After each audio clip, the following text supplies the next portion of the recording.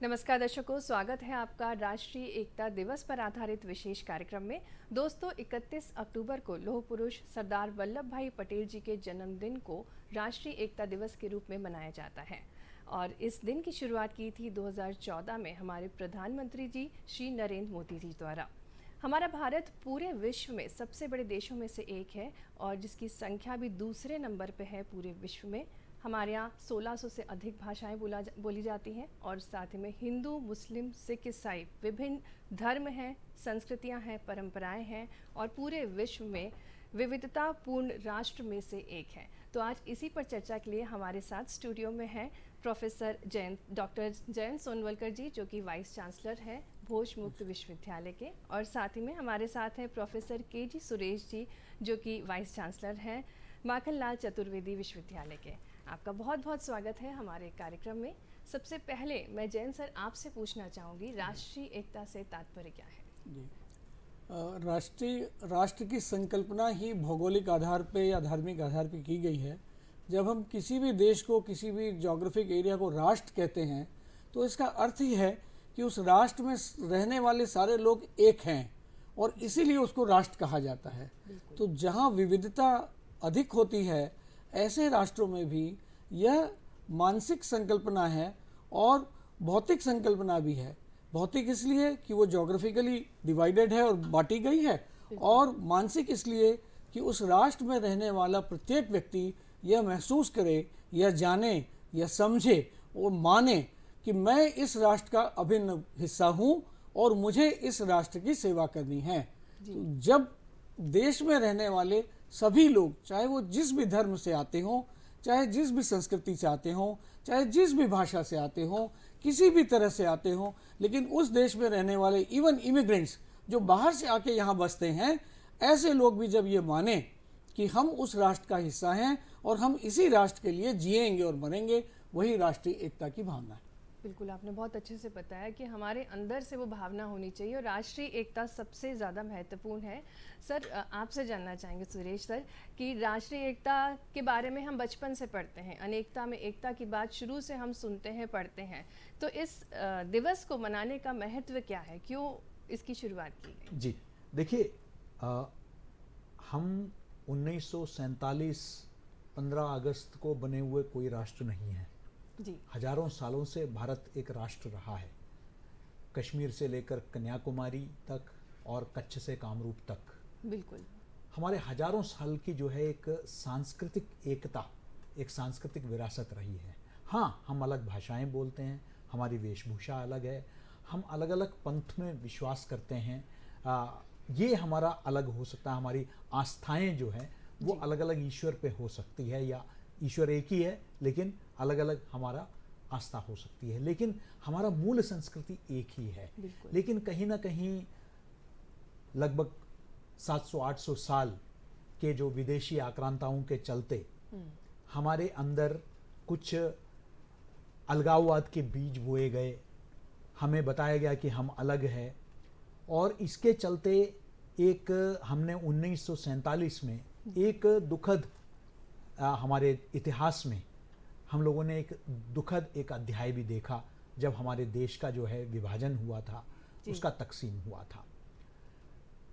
सरदार पटेल, उनको लौह पुरुष कहा जाता है, उन्होंने भारत जो कई रियासतों में बटी हुई थी उसको एक सूत्र में उन्होंने बांधा, पहले गृहमंत्री के नाते जी।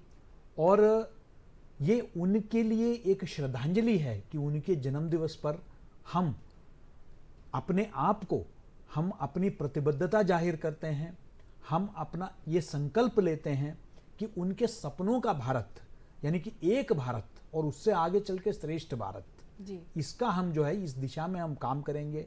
हम अपने छोटे संकुचित संकीर्ण सोच से ऊपर उठकर व्यापक राष्ट्रहित में राष्ट्रीय एकता को मजबूत करेंगे, फिरका परस्ती के ताकतों को जो है हम विफल करेंगे, विदेशी और सरहद पार के जो मंसूबे हैं उनको, नापाक मंसूबों को हम विफल करेंगे, और हम कश्मीर से लेकर कन्याकुमारी और कच्छ से लेकर कामरूप तक हम एकता के एक भावना से कि ये देश हमारा है और इस देश के लिए हमारा सर्वस्व निछावर करने के लिए हम तैयार हैं, राष्ट्र सर्वोपरि है, इस एकता के भावना के लिए ही ये दिवस हम लोग पूरे देश भर में मनाते हैं। ये अपने आप को बार बार याद दिलाने के लिए कि हम एक हैं, वो याद दिलाना जरूरी है, क्योंकि बहुत सारी फिरका परस्त ताकतें हमें बांटने का प्रयास कर रही है। जी।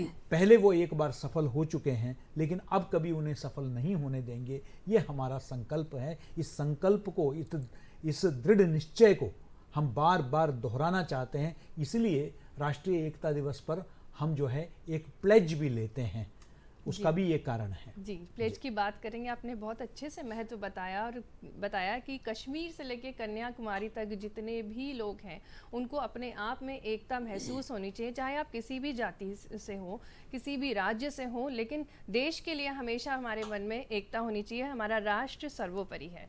बहुत बहुत अच्छे से बताया सर, थैंक यू। अब हम जयंत सर से जानना चाहेंगे। सर, जैसा कि हम जानते हैं कि भारतवर्ष ने कई वर्षों तक गुलामी सही, और ये इसका मुख्य कारण था कि हम उस समय इतने एकता के लिए प्रेरित नहीं थे, और इसलिए कई सारे देशों ने उस टाइम हमारे देश पर राज्य भी किया, और सरदार वल्लभ भाई पटेल जी का काफ़ी बड़ा योगदान रहा, इसलिए उनको एक हम लौह पुरुष की उपाधि भी दी हमने। उनका क्या योगदान रहा, किस तरीके से बहुत सारी कठिनाइयों का सामना करना पड़ा होगा जब उन्होंने ये एकता की ठान ली थी, और कई वर्ष लगे इस चीज़ को लाने में, उसके बारे में जानना चाहेंगे सरदार वल्लभ भाई पटेल जी के। थोड़ा सा इतिहास की तरफ चलते हैं। जैसा अभी हमारे सहयोगी सुरेश जी ने बताया कि भारतवर्ष का इतिहास आज का नहीं है, और लोग कहते हैं 5000 10,000 वर्ष। अब ऐसे तथ्य मिले हैं, प्रमाण मिले हैं, जिसमें भारतवर्ष का इतिहास 40,000 से 50,000 वर्ष पुराना है, और पहली शताब्दी ईसा तक भारतवर्ष में कोई आक्रमण कहीं से नहीं था। लेकिन जब भी विदेशी आक्रमण भारत की तरफ होते थे तो उनको सिंधु घाटी के पार ही भगा दिया जाता था। लेकिन उसके बाद, जैसा हम सभी जानते हैं भारत के इतिहास के बारे में, कि गुप्त काल के बाद, यानी 10वीं 11वीं शताब्दी के बाद 12वीं शताब्दी में पहली बार विदेशी शासन भारत में आया, और वहाँ से लेके 19वीं शताब्दी तक, जैसा कि 1947 की बात हमने अभी कही, तब तक हम लोग कहीं किसी न किसी विदेशी शासन के अंतर्गत रहे हैं। लेकिन इन 600-700 साल को छोड़ दें तो भारत का इतिहास बहुत महान है। ऐसे समय में, उस समय पूर्व में भारत बहुत सारे जनपदों में बटा हुआ था। पाटलिपुत्र के समय, चाणक्य के समय भारत 16 महाजनपदों में बटा हुआ था। उसके बाद फिर वो महाजनपद छोटे होते गए और अनेक राजा उत्पन्न हुए, लेकिन विदेशियों के आने के बाद भी वो राजाओं का राज्य चलता रहा। और स्वतंत्रता के समय हमारे यहाँ 565 रियासतें थीं। 565 रियासतों में से स्वतंत्रता के समय 563 रियासतों ने भारत के साथ, भारत में संविलय का निर्णय लिया और भारत के साथ हो गए। 3 रियासतों ने संविलय का निर्णय नहीं लिया, लेकिन उस संविलय का निर्णय लेने के पहले भी उसका कारण मुख्य रूप से सरदार वल्लभ भाई पटेल थे, जिन्होंने सभी रियासतों के राजाओं को ये अपील की कि भारत की एकता के लिए आप सबको एक तरफ आना जरूरी है, भारत के साथ अपना संविलय कराना जरूरी है, क्योंकि अब भारत एक स्वतंत्र राष्ट्र के रूप में, एक राष्ट्र के रूप में विश्व के सामने प्रस्तुत हो रहा है। और अंग्रेजों को जब भारत से जाने के लिए कहा गया है और उन्होंने छोड़ने का निर्णय लिया है, भारत को स्वतंत्रता देने का निर्णय लिया है, उसके पीछे बड़ी लंबी स्वतंत्रता के संग्राम की कहानी है, और लाखों लोगों का बलिदान हम लोगों के सामने है, और उसमें एक हिस्सा लौह पुरुष सरदार वल्लभ भाई पटेल भी रहे। तो उन्होंने ये बात सबके सामने रखी कि अब हमें एक हो जाना चाहिए, और उस प्रयास में 563 रियासतों ने तो एकता का निर्णय तत्काल ले लिया। जिन 3 रियासतों ने, जिसमें जूनागढ़, कश्मीर और हैदराबाद था, उन 3 रियासतों ने जरूर ये निर्णय नहीं लिया। लेकिन जब जूनागढ़ के लोगों ने विद्रोह कर दिया तो जूनागढ़ के रियासत के नवाब तत्काल विदेश भाग गए, पाकिस्तान भाग गए, और कश्मीर के राजा ने निर्णय लिया कि स्वेच्छा से हम भारतवर्ष के साथ अपना संविलय करते हैं। लेकिन हैदराबाद के नवाब उस समय तैयार नहीं थे, और इसलिए भारत की सेना, पुलिस, वहाँ की लोकल पुलिस और सेना, दोनों ने जब चारों ओर से हैदराबाद को घेर लिया, तो फिर उन्होंने भी ये निर्णय लिया कि वो मजबूरन कहें निर्णय लेना पड़ा या निर्णय लिया, और वो उसका संविलियन भी भारत के साथ हुआ। तो इस तरीके से हम देखते हैं कि अनेक रियासतों के राजाओं के रहते हुए भी राजाओं को ये उस समय वादा किया गया कि आपकी सुविधाएं वैसी रहेंगी और आप अपने राज्य में, लेकिन शासन कानून का होगा, शासन भारतवर्ष का होगा, लेकिन आपकी सुविधाएं और आपको जो लाभ मिलते हैं वो वैसे ही रहेंगे। फिर वो आके बहुत बाद में 1972-73 में प्रिवी पर्स समाप्त किया गया और बाद में फिर राजाओं को भी आम नागरिक की तरह माना गया। लेकिन वो एक कठिन दौर था जिसमें भारत के सभी लोग ये विचार कर रहे थे, बड़ी शंकाएं थी, बड़े उहापोह की स्थिति थी कि क्या ये रियासतें अपने आप को अलग रखना चाहेंगी या वो रियासतें भारत में मिलना चाहेंगी। तो ऐसा प्रयास, ऐसा भागीरथी प्रयास दोबारा करने वाले व्यक्ति सरदार वल्लभ भाई पटेल थे, जिनकी पुण्यतिथि पे हम लोग ये एकता दिवस, राष्ट्रीय एकता दिवस मनाते हैं। और ये बहुत अच्छी श्रद्धांजलि उनको है कि वो उनके प्रयासों से ही जब सारे राज्य, सारे छोटे छोटे राज्य एकत्रित हुए और भारत एक राष्ट्र के रूप में पुनर्निर्मित हुआ, तो इसलिए उनको श्रद्धांजलि देने का इससे अच्छा और कोई तरीका नहीं है। और ख़ास तौर पे मैं एक बात कहना चाहूँगा कि हमारी नई पीढ़ी के लिए, जिन्हें इस बारे में जानकारी थोड़ी सी कम है, हालांकि स्वतंत्रता का इतिहास सभी स्टैंडर्ड्स में पढ़ाया जाता है, स्कूल में पढ़ाया जाता है, महाविद्यालयों में पढ़ाया जाता है, लेकिन बावजूद उसके जब नई पीढ़ी को थोड़ा सा ऐसा लगता है कि हम तो स्वतंत्र पैदा हुए और हमें पूरी स्वतंत्रता हर तरह की है, उनको ये ध्यान में लाना चाहूँगा उनके लिए मैं ये बातें कि उनको ये जानना चाहिए कि राष्ट्र प्रथम, व्यक्ति द्वितीय है। और यही भावना जब तक उनके मन में नहीं होगी, जब तक उनके कर्मों में नहीं होगी, जब तक उनके व्यवहार में नहीं होगी, तब तक राष्ट्रीय एकता की संकल्पना अधूरी रह जाएगी। और यही राष्ट्रीय संकल्पना का उद्देश्य है और यही हमारे महान लौह पुरुष सरदार वल्लभ भाई पटेल का इस देश के लिए बहुत बड़ा ऋण है। इसीलिए हम लोग ये कार्यक्रम कर रहे हैं। जी सर, जी सर। सर, एकता के मिसाल थे वाकई में, और बड़ी बात है कि 500 से अधिक रियासतों का विलय करना और फिर एकता लाना काफ़ी बड़ा कदम था सरदार वल्लभ भाई पटेल जी का। सुरेश सर, आपसे जानना चाहेंगे, काफ़ी वर्ष बीत गया और 2014 में जैसा कि हम सभी जानते हैं कि हमारे प्रधानमंत्री जी द्वारा राष्ट्रीय एकता दिवस की शुरुआत की गई, तो इतने वर्षों के उपरांत इस दिवस को मनाने के लिए क्यों सोचा गया? देखिए, क्योंकि जैसे मैंने कहा कि 1947 में जो हुआ जी, उसको हम कभी भुला नहीं सकते। बिल्कुल हमारे लिए बहुत खुशी का भी अवसर था कि हमारा देश जो है स्वतंत्र हुआ, बिल्कुल। लेकिन साथ साथ एक दुर्भाग्यपूर्ण विषय ये भी था कि हमारे देश 3 टुकड़ों में जो है हो गए। वो जो बांटो और राज करो, डिवाइड एंड रूल पॉलिसी के आधार पर, और जिसके चलते हमारे इस कमजोरी का, इस एकता के अभाव का जो है, कई विदेशी ताकतों ने हमेशा इसका इस्तेमाल किया। बिल्कुल। और इसलिए ये तय किया गया कि इस तरह के जो प्रयास पहले भी राष्ट्रीय एकता को लेकर हुए हैं, लेकिन ये आवश्यक है कि हम बार बार अपने आने वाले नस्लों को, आने वाले पीढ़ियों को हम याद दिलाएं।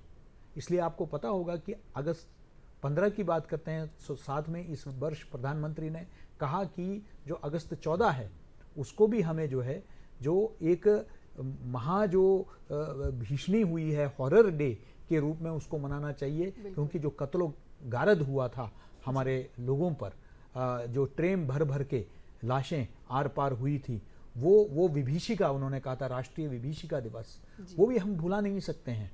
इसलिए और ये मैं बताता हूँ कि मैं समझता हूँ कि सरदार पटेल के लिए सबसे बड़ी श्रद्धांजलि तो ये थी कि जब अनुच्छेद 370 को कश्मीर से हटा दिया गया और एक जो अड़चन थी राष्ट्रीय एकता के मार्ग में, जहां एक प्रांत को, एक प्रदेश को देश से एक अलग, उसके लिए एक प्रावधान बनाया गया। जबकि श्यामा प्रसाद मुखर्जी ने भी एक संविधान, एक निशान, एक विधान की बात कही थी। ये पूरे देश में यही होना चाहिए कि एक निशान यानी कि झंडा, हम सब एक तिरंगे के तहत, कोई और प्रदेशों का अलग तिरंगा, अलग कोई झंडा नहीं होना चाहिए। एक संविधान, तो अलग अलग कानून, अलग अलग नियम नहीं हो सकते हैं पूरे देश के लिए। इसी प्रकार से हम सबका जो है एक संविधान होना चाहिए, एक तरीके से विधान होना चाहिए। राष्ट्रीय एकता के प्रतीक हमारा झंडा, बिल्कुल, और ये और, सभी और चीजें। जबकि अलग अलग दिया गया था जब कश्मीर का विलय हुआ तब उनको जो है वो अलग दिया गया था, वो एक अलग विषय है, लेकिन वो एक संदेश था कि पूरा देश, कश्मीर के आवाम वो हमारी तरह ही है। जितना अहमियत कश्मीरियत को है उतना ही पंजाबियत को भी है, मलयालियत को भी है, महाराष्ट्र के अस्मिता को भी है, और हर प्रदेश के अस्मिता को है। इस बात का संदेश जो है 370 को हटाकर जो एक आखिरी, जिसे कहते हैं कि एक अड़चन था राष्ट्रीय एकता में, उसको भी समाप्त कर दिया गया। और मैं समझता हूँ कि उसी भावना को लेकर हमें आगे बढ़ना है, और हम सबको इस बात को जो जातिगत आधार पर, मज़हब के आधार पर, भाषा के आधार पर आपसी कलह, नदी के पानी को लेकर आपसी कलह, ज़मीन को लेकर अलग अलग प्रांतों में आपसी झगड़ा, ये सब खत्म करना चाहिए, क्योंकि बाहर हमारे शत्रु इस चीज़ को देख रहे हैं। हमारे सरहदों पर कितने नापाक इरादों से उन्होंने अभी भी वो बाज नहीं आए, वो चाहे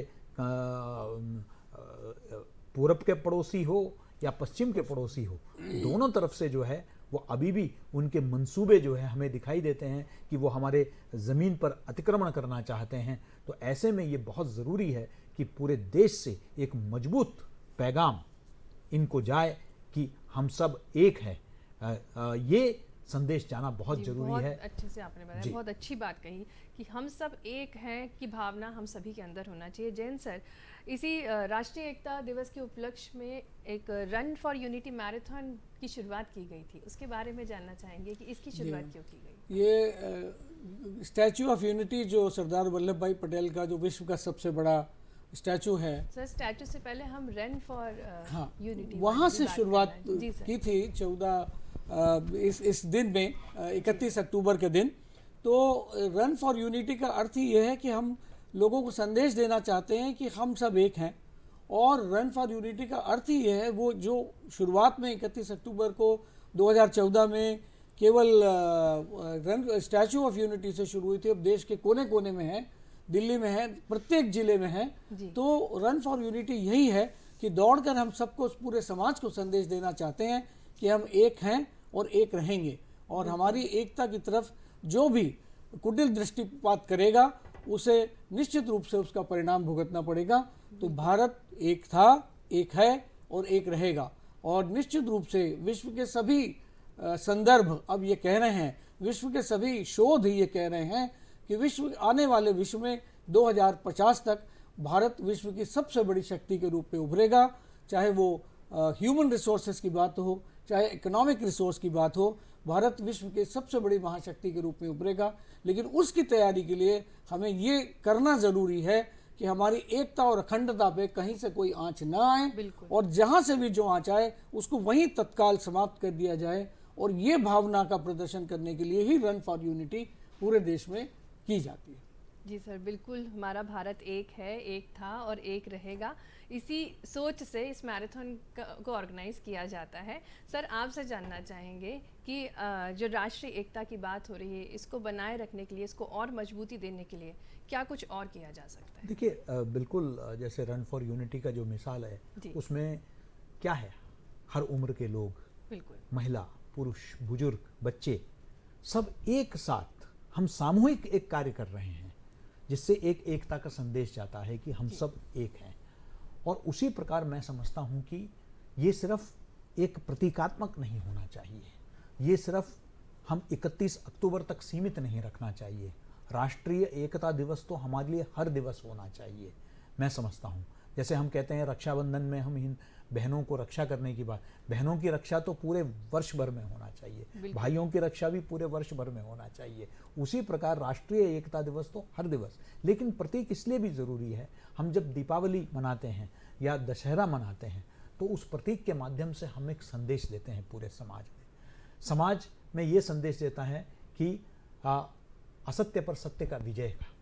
उसी प्रकार जो है राष्ट्रीय एकता कितना महत्वपूर्ण है इसके लिए, लेकिन वो सिर्फ आयोजनों तक सीमित नहीं होना चाहिए, हमारे पाठ्यक्रमों में शामिल होना चाहिए, हमारे दिनचर्या में वो शामिल होना चाहिए, हमारे रोज हम अपने घरों में त्योहार मनाते हैं। मैं तो कहूँगा कि हम सबको, हमारे जो पड़ोसी हैं, हमारे जो जानकार हैं, अपने जो मित्र हैं जो दूसरे प्रदेशों से हैं, उनको अपने त्योहारों में शामिल करना चाहिए, अपने तक सीमित नहीं रखना चाहिए। उत्तर पूर्व के हमारे बच्चे हैं, उनको हम यहाँ के त्योहारों में हम जरूर शामिल करें, उनके त्योहारों में हम शामिल हो। ऐसा क्यों होता है कि जो है ओणम सिर्फ केरल के लोग मनाएं या गणपति जो है वो सिर्फ महाराष्ट्र के लोग मनाएं? हम सब मिलकर मनाएं हर त्योहार को, हम सब सुख दुख में जो है शामिल हो। अगर केरल में, बिहार में अगर बाढ़ हो रही है तो सिर्फ बिहार के लोगों को और केरल के लोगों को नहीं चिंता होनी चाहिए, हम सबको चिंता होनी चाहिए। तो मैं समझता हूं कि वो जो भावना अंदर जगेगा कि भारत का एक एक भारतवासी पर, वो मेरा, जैसे हम कहते हैं ऑल इंडियंस आर, हम स्कूल में याद होगा आपको, हम प्लेज लेते थे, all Indians are my brothers and sisters. तो वो जो भावना है कि अगर एक भारतीय को भी अगर कहीं चोट भी लगता है तो वो मेरा भाई को लगा है, मेरी बहन को लगी है, मेरे ऊपर वो आक्रमण है, मुझे उस तरीके से उसे देखने की ज़रूरत है, मुझे वो दर्द महसूस होना चाहिए कि वो कोई गरीब है तो वो क्यों गरीब है, उसके प्रति संवेदनशीलता होनी चाहिए, कोई भूखा ना मरे कोई। और हमने कोरोना के समय में दिखाया कि हम सब ने जो है अपने अपने क्षमता के अनुसार हमने जो है एक एकता की भावना दिखाई, हमने जो है पलायन करते हुए मजदूरों की मदद की, लोगों ने एक दूसरे को, कुछ अपवाद भी थे, कुछ लोगों ने उसका दोहन भी किया लेकिन वो अपवाद था, समाज में एक सकारात्मक मैसेज गया, सबने मिलकर जो है एक दूसरे के प्रति जो है, सरकारों ने अपनी जगह काम किया लेकिन लोगों ने किया। तो ये जो एकता की भावना है, उस वक्त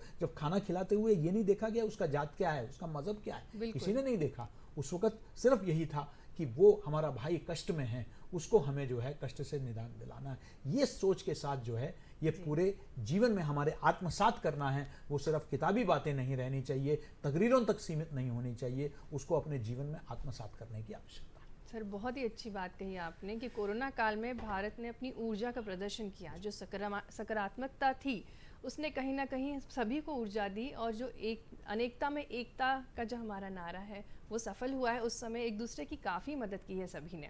सर, आपसे जानना चाहेंगे, अभी हम अपने देश की बात कर रहे हैं, भारत की, ऐसी विदेशों में भी कुछ होता होगा राष्ट्रीय एकता के बारे में, उसके बारे में जानना चाहेंगे। देखिए, सभी देशों का अपना अपना संविधान है और वहाँ अपनी प्रणाली है। प्रजातंत्र कुछ देशों में है, कुछ देशों में ऑटोक्रेसी है, लेकिन विदेशों में जो भी ऐसे विकसित देश है उसमें एक बात देखी गई है कि जब कोई भी इमिग्रेंट्स वहाँ पे आके, अप्रवासी वहाँ आके बसते हैं, तो उन्हें एक शपथ लेनी पड़ती है कि आज के बाद जब वो उस राष्ट्र के नागरिक बनते हैं, जैसे अमेरिका की बात करें, जर्मनी की बात करें, रूस की, कहीं की भी बात करें, तो उन्हें एक शपथ लेनी होती है कि आज के बाद वो सभी राष्ट्रीय ध्वज का सम्मान करेंगे, राष्ट्र के हित में कार्य करेंगे और कोई भी ऐसा कार्य नहीं करेंगे जिससे राष्ट्र का हित कहीं भी उसमें कोई कष्ट आए या कोई कमी आए। तो ऐसी जब भावना लेते हैं तो ये तो विदेशियों के लिए, अप्रवासियों के लिए हो गई, लेकिन जब वहाँ के बच्चे बड़े होते हैं तो उन्हें बचपन से ये सिखाया जाता है।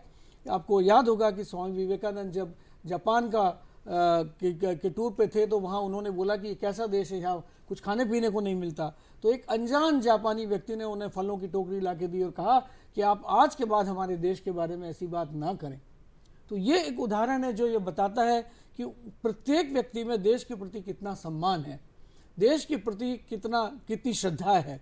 वैसे ही श्रद्धा विदेशों में आज भी सभी देशों में उत्पन्न की जाती है, उसके सकारात्मक प्रयास किए जाते हैं, उसके सकारण प्रयास किए जाते हैं, डेलिबरेट एफर्ट्स किए जाते हैं, और वो होना जरूरी है। और वो हम लोग भारतवर्ष में देखते हैं कि स्वतंत्रता के नाम पे, चाहे वो बोलने की आज़ादी हो या किसी तरह की आज़ादी हो, उसका दुरुपयोग करते हुए कुछ लोगों ने उसका गलत अर्थ निकालकर अपने निहित स्वार्थ सिद्ध करने का प्रयास किया है। और ऐसे समय विदेशों के कई उदाहरण हैं जहां पर यदि आप फेसबुक पर भी कोई कमेंट कर दें या सोशल मीडिया पर भी कोई कमेंट देश के खिलाफ कर दें, तत्काल उसके खिलाफ कार्रवाई हो जाती है, उस व्यक्ति को जेल हो जाती है, उस व्यक्ति के खिलाफ जो भी एक्शन, कानूनी कार्रवाई होती है वो की जाती है। वैसी स्वतंत्रता, उसका ये मतलब नहीं है कि हम अपने देश के प्रति भी देश का अनादर करने लगें।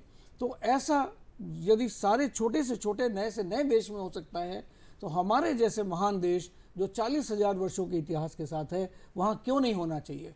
तो आधुनिक काल में जो कुछ वर्षों में, पिछले 30, 40, 50 वर्षों में जो स्वतंत्रता का दुरुपयोग किया गया है, उसके कारण ऐसी स्थितियां उत्पन्न हुई हैं। और वही करने के लिए हमें विदेशों से सीख लेनी चाहिए और अपने देश में भी सख्त से सख्त कानून बनाने चाहिए इस बात के कि जो भी व्यक्ति देश के खिलाफ काम करेगा उसको इस तरह की कोई स्वतंत्रता नहीं मिलनी चाहिए। बिल्कुल बिल्कुल सही बात है सर कि ऐसे कानून बनाने चाहिए और आने वाले कुछ ही वर्षों में भारत एकता की मिसाल भी बनेगा, ऐसा उम्मीद करते हैं। सर ने सोशल मीडिया की बात करी, सुरेश सर, सोशल मीडिया और पत्रकारिता विशेष रोल अदा करती है समाज में क्रांति लाने के लिए, तो एकता के लिए भी कुछ ना कुछ आपसे जानना चाहेंगे कि पत्रकारिता और सोशल मीडिया का क्या रोल है इसमें? नहीं, बिल्कुल। देखिए, मुझे याद आता है इस वर्ष हम 100 वर्ष मना रहे हैं पुष्प की अभिलाषा की। किसने लिखी थी? दादा माखनलाल चतुर्वेदी जी ने। जी। पंडित माखनलाल चतुर्वेदी जो हमारे विश्वविद्यालय की भी प्रेरणा स्रोत हैं।